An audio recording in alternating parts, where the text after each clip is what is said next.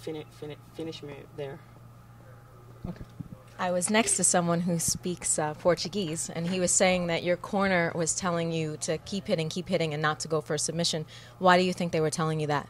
I think he saw the real naked choke was not deep enough to submit it there, and if I kept there doing the forcing myself to submit her and it was not in the right position, I would just lose my strength there. And he was saying just to wait that the time pass and let it go because it was not strong enough. Okay.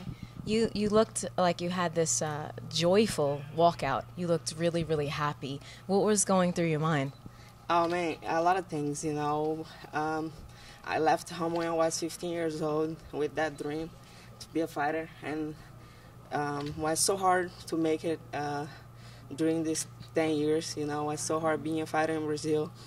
Because of being a woman, or for what? Being a fighter, life is hard in Brazil, you know, and especially to a fighter, and I'm a girl, you know, and when the UFC brought the women division, made me so happy, and I was waiting the opportunity to get in here, and everything that I passed through during these 10 years came in my mind, and my coach was saying, man, you work so hard, you know, for this moment, so fight happy, you know. And when I walk to the cage, I'm always happy, but this time was something that I worked so hard to have, and here I am, you know, so I'm so happy about that. Yeah, I could see it, I could feel it, and I felt like a kinship with you because I'm a female too, and some of the things that we have to go through, like people who say negative things about us as fighters, I mean, how do you deal with that? How do you just kind of brush that off every day?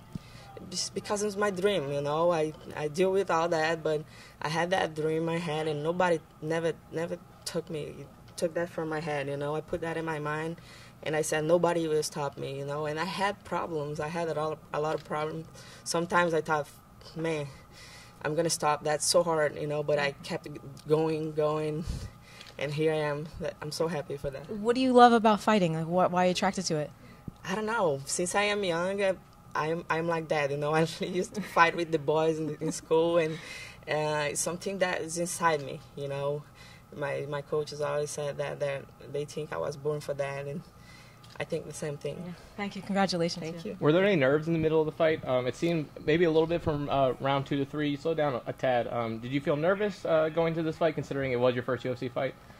I didn't think I was in UFC, you know. Like before the fight, I was me. You know, here I am. I'm in UFC, the biggest MMA show in the world. But when I was walking to the cage, I thought I was in some small show in Brazil or something like that because I didn't want to feel the pressure. But after listening Bruce Buff saying my name there, I said, man, I am here, you know. That's it. I'm here. My dream and my family is not. It's not only my dream, you know, because my family, my coaches, my team, my friends, they all know what I passed through to be here. You know, it's not easy, and it feels so good. It feels so good.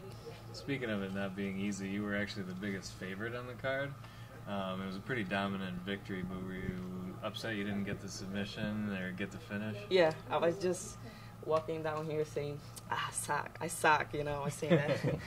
But my coach said, no, stop with that, you know. It was great. It was you debuted in UFC, and you did great. Don't put pressure on yourself, and train harder next time, and let's do better, you know. So to me, it was not good, you know, but I got the win, and I'm sure next time it will be better. How much do you think fighting Invicta helped you prepare you for your first fight in the UFC tonight?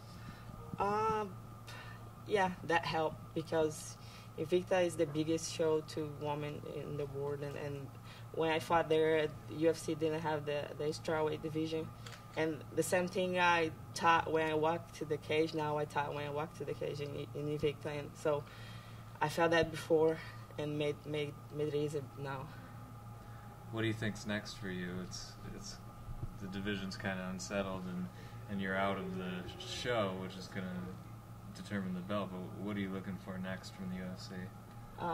Well, I was the top contender in Invicta, and then now everybody's in the Ultimate Fighter house. So I guess Nobody's the favorite now because everybody's there. So UFC will have a champion when they finish the house, and that's going to take maybe 6 months. And then I would like to have an opportunity to fight again before the winner of the show came out.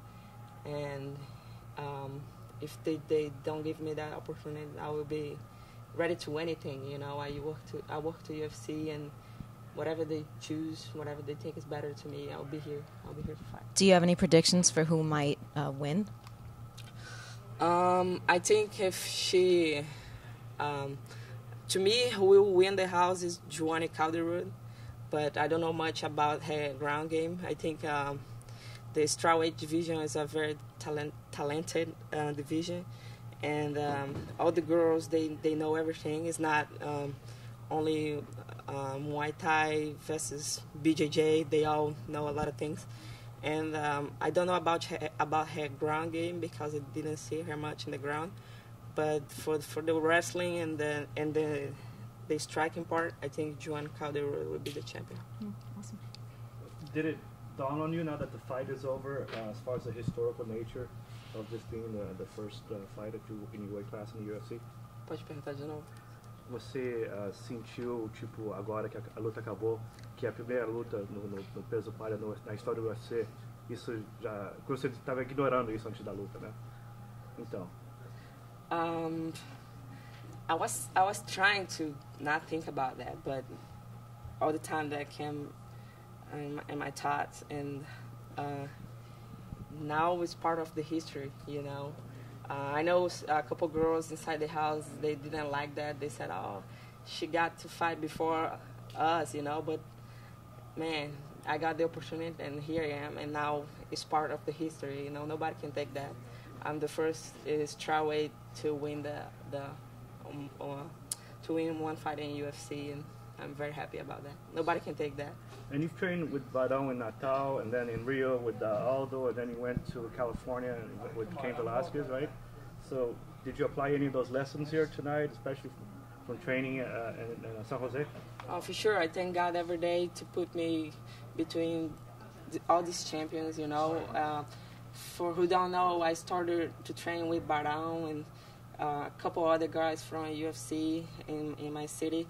And since I am a white belt, I learned from these guys, you know. So all my skills now, everything I know, I learned from people that make shows in the UFC octagon.